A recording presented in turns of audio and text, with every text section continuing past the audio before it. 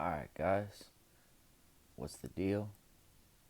Uh, Today just feels like one of those days where I feel like making videos, so I'm making videos. And, I think this is going to be my third one for the day. And, so yeah, anyways, I, I feel like everybody has some irresponsible member of their family, like whether it's their real family, extended family, uncle, aunt, a brother-in-law, sister-in-law, whatever, that they're just wilding out all the time.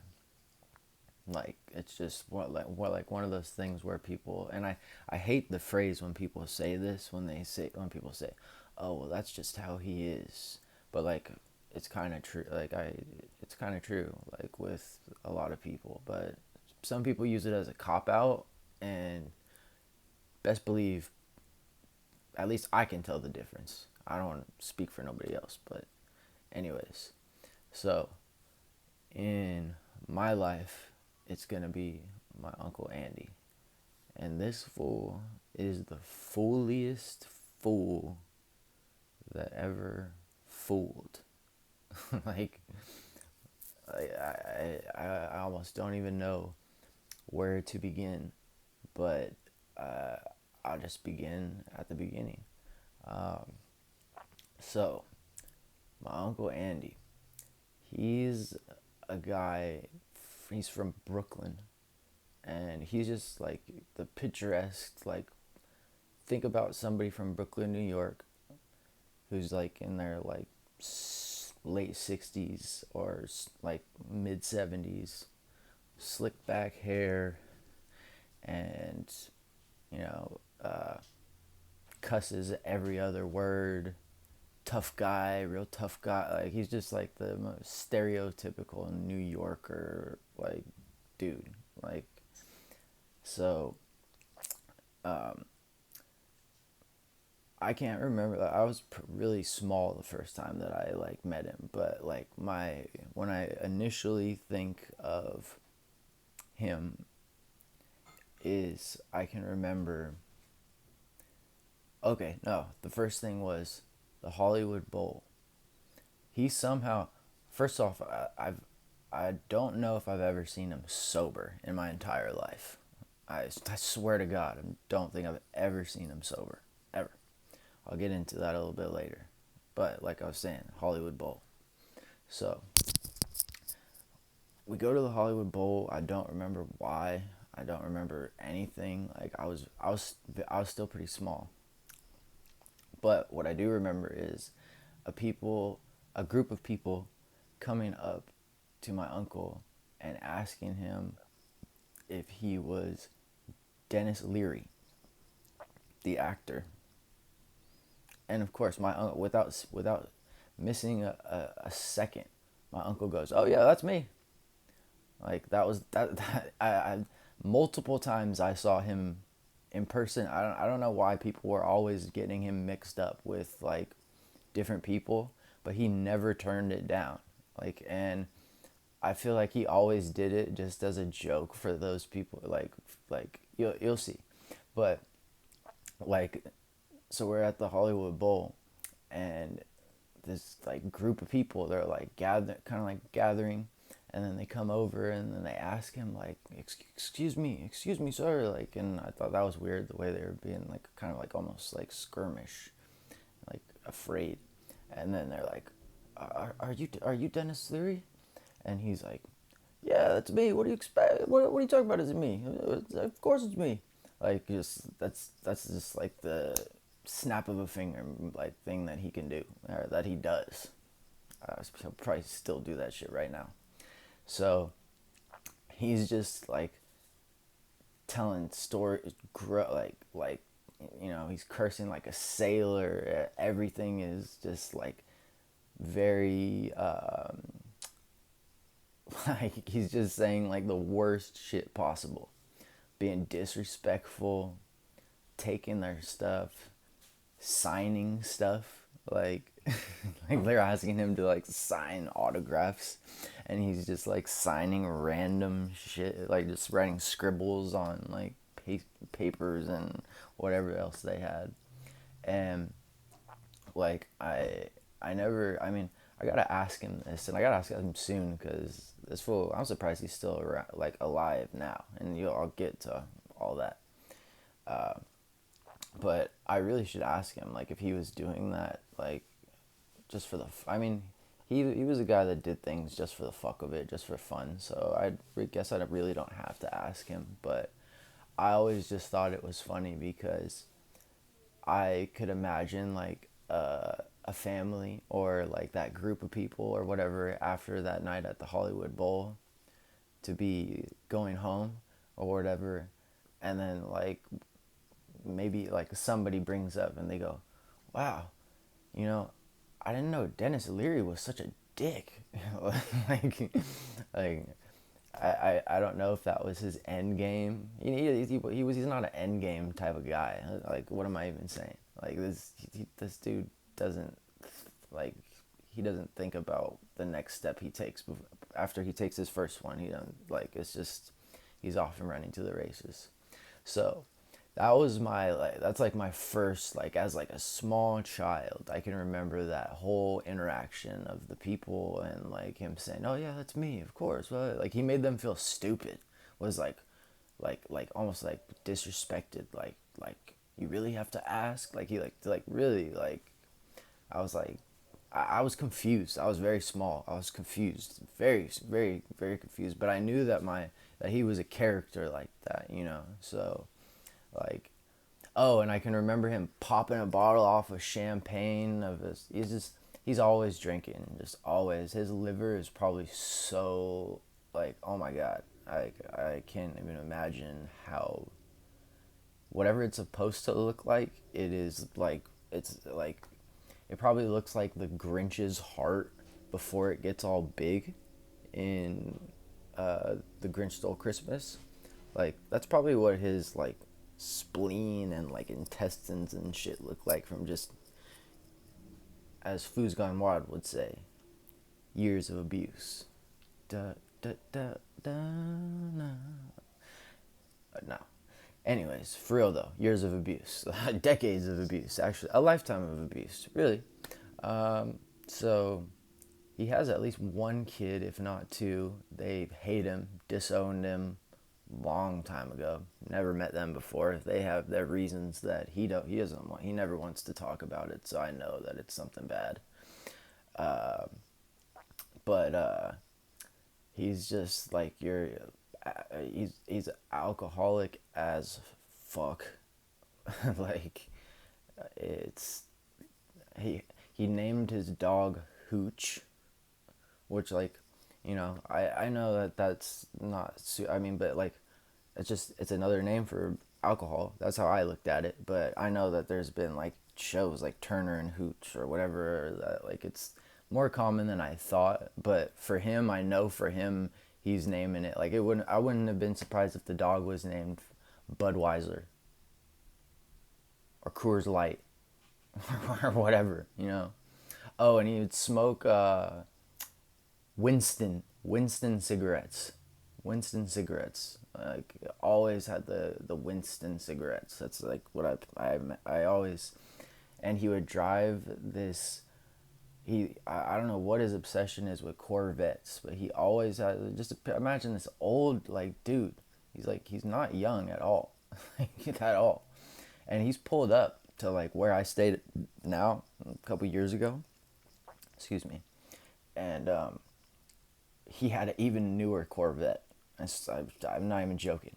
And like, he's just like, so, like, it started becoming a thing that he ended up moving a little closer, and then like I'd go over to his house and like spend some time over there, and he'd always talk. He always has stories. He's got stories for forever, man. Like, he makes me like feel like I have one story, and like he's got some crazy, crazy shit.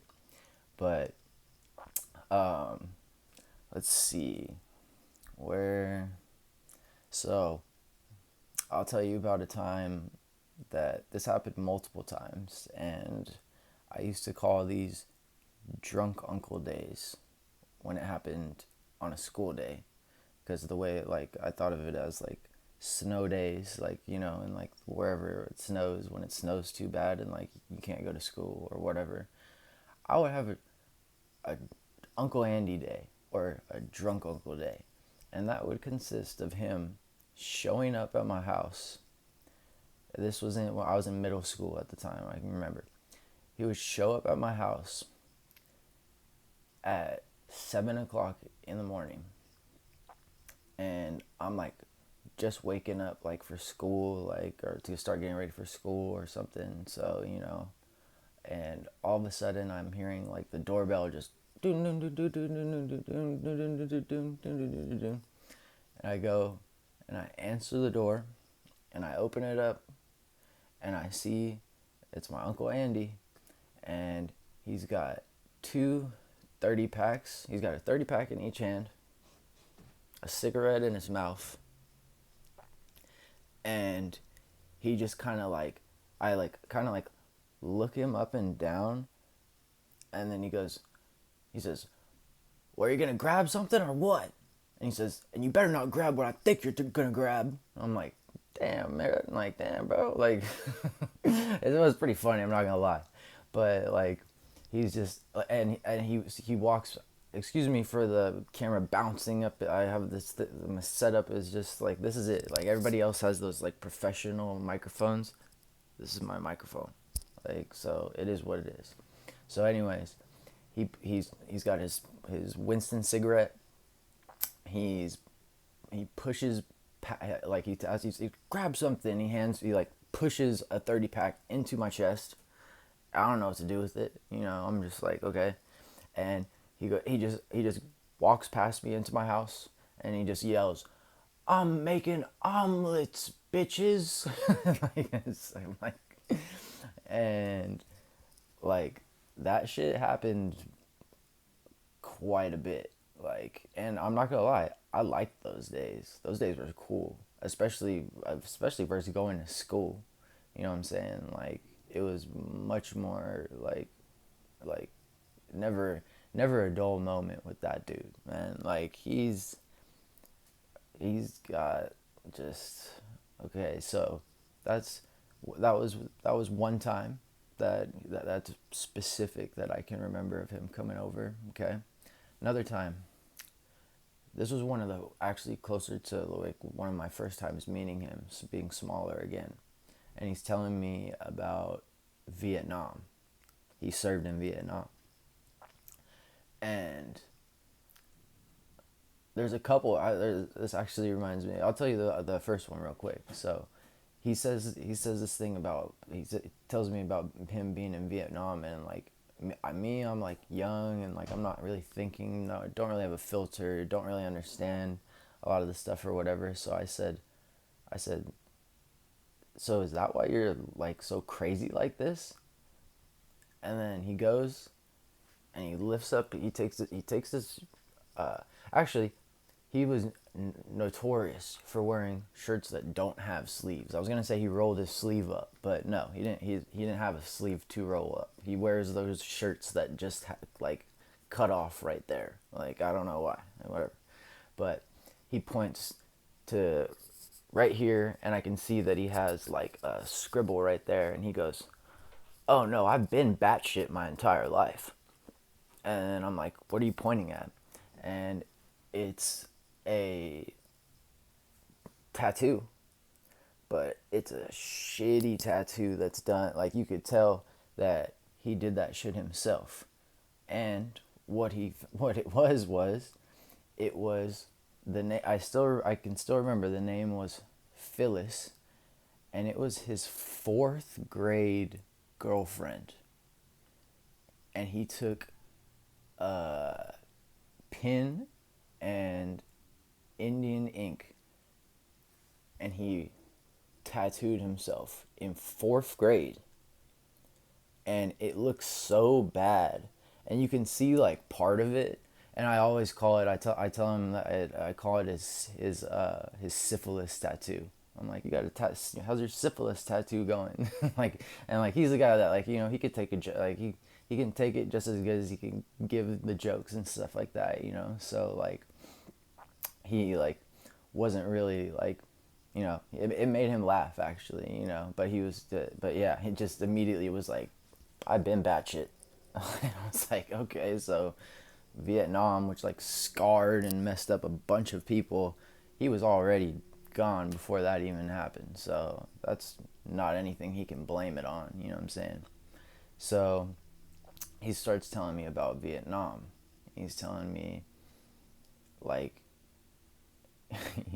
he starts it off by like giving this whole military like setup of like we had our camp and our base camp and whatever however he was like telling me details about it.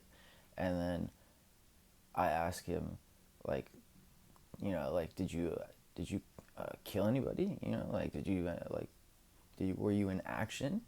And he goes, man, he said, the only thing that I killed was, I don't know how many, but brain cells. Because he was smoking opium and weed all fucking day and night. He never went into action. He never did nothing like that.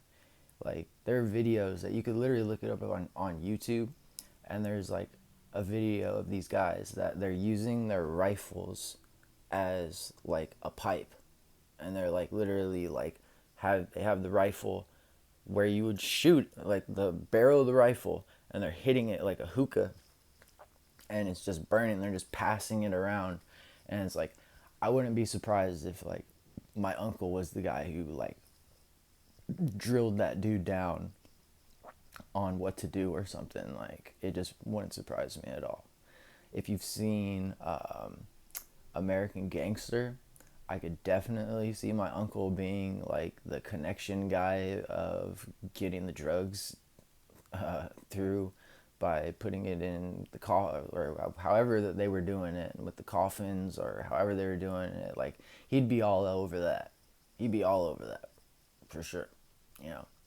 So he just like he never fired his weapon, never.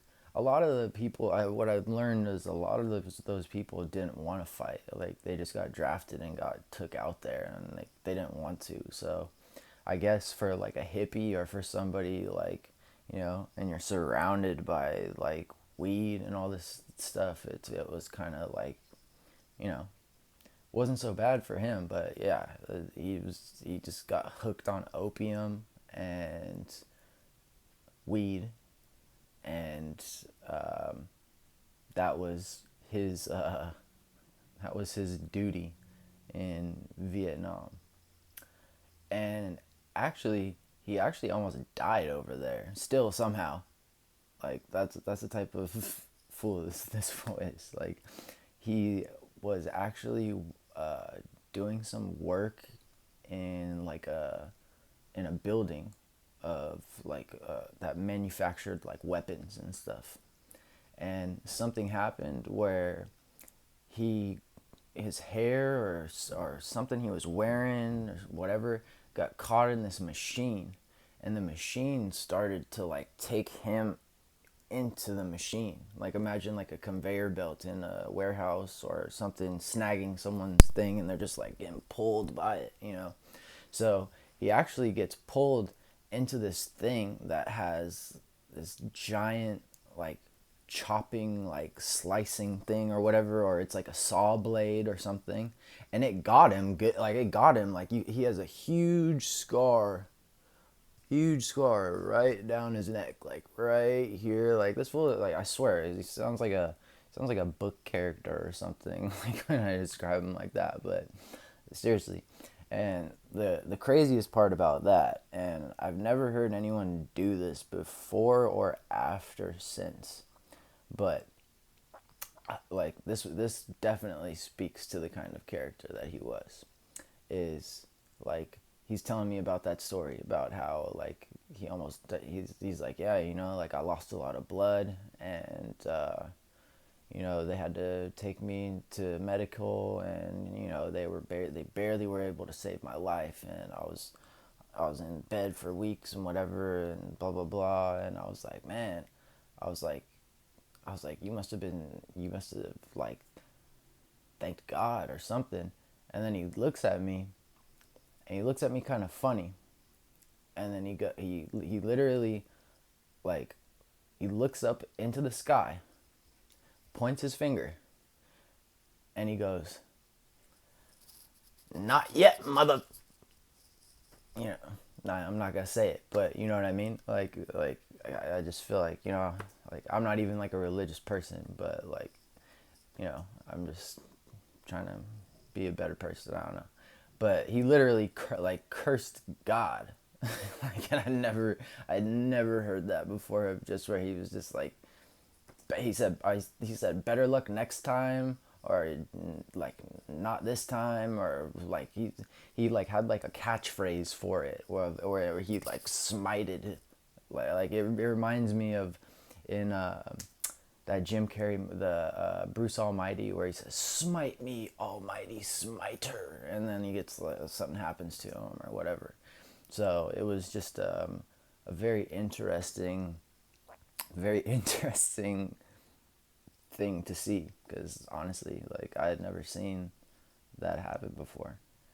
And yeah, he's quite the character. Like, he tried to fight me one time. Like, he tried to legitimately like square up and fight me. I'm not sure how much he drank, but it was because I accidentally pocketed his Zippo that, like, I wasn't. It's like, I don't care about a Zippo. I'm not gonna go buy fluid like or whatever. But I think it was like sentimental to him or whatever. But like, he was literally trying to fight me, like as if like a high school bully would be trying to like pick on someone. Like, was like, yo, come outside, like let's go outside, and all this stuff and whatever. And it's just like, I just had to convince him, like, dude, like people pocket lighters all the time. Like, we were having a cigarette together. Like, it's not the craziest thing in the world, you know.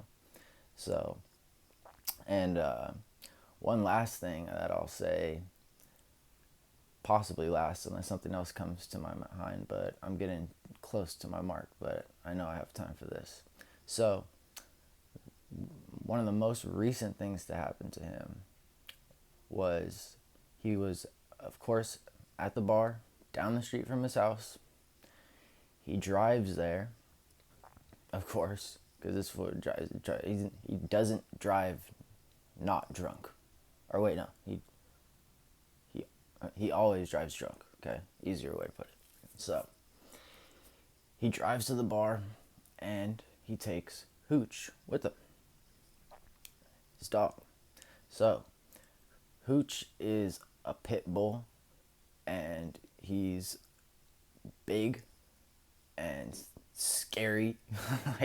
like he would always take his like 30 rack boxes and throw them into the backyard, and Hooch would go and just tear it to bits, no matter if it was like a strong cardboard box or just like a beer box or like whatever, like light cardboard. He loves tearing those things to shreds. I don't know why, but he's a really friendly dog and all that. He's really cool. Like, I've never had an issue with him and stuff, you know.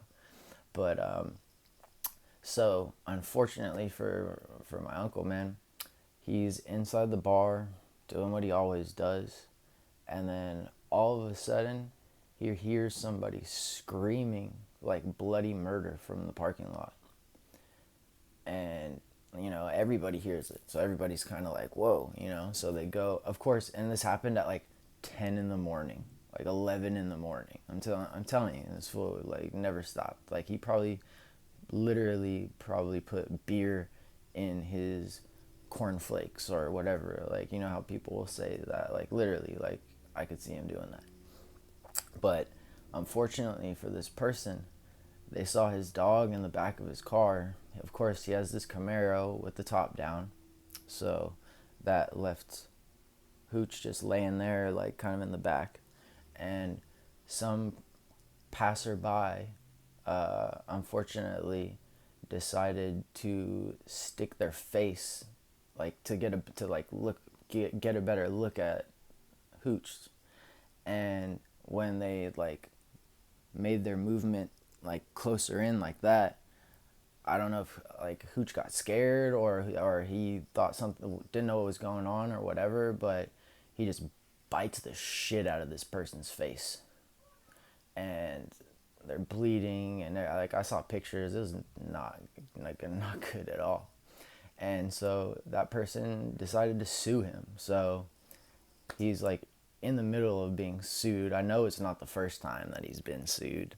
Um, his girlfriend, who he's had, this fool has a girlfriend. He's 75. He's in his 70s. He's had the same girlfriend for like decades, and they fight. They're like just your basic toxic couple where they fight and then they don't break up, but they'll like one will leave and go somewhere for a couple days and come back. Another one will leave, come back, whatever. And right now, unfortunately, he's experiencing some health issues. Gee, I wonder why. Like I said, the Grinch's heart, his spleen, or whatever, the lining of your stomach or whatever, like, you know. So it's getting to a point where he's just like deteriorating. So he's not going to be the one to storm off and do anything. So apparently, then this was very recently. This was like within the last couple of weeks. And I just got word a couple of days ago actually about the result. So what happened was him and his girlfriend get into a fight, and she takes off. And she takes off, but she doesn't take any of her stuff with her. And she's gone for like weeks. Like when I heard that at first, because like I've known her for like my whole life. He's never like it's not like he has all these women. Like it's just always him and her. If he's not with her, he's by himself. Like he's not like a ladies' man trying to go. Like I'm sure he was like that earlier. I couldn't see it any other way. But as of like, he's actually a pretty loyal person when it comes down to it. So with her, like, she left and she didn't take like her phone, or she didn't really take like anything with her. And she ended up getting picked up by the cops, and she didn't have a ID or anything. They weren't able to identify her, so she was like a Jane Doe or whatever you call it. They found her like, or she was found like, you know, walking around somewhere or wandering somewhere. It wasn't like found like you would think, like not like that. So they take her and they put her in like a retirement home.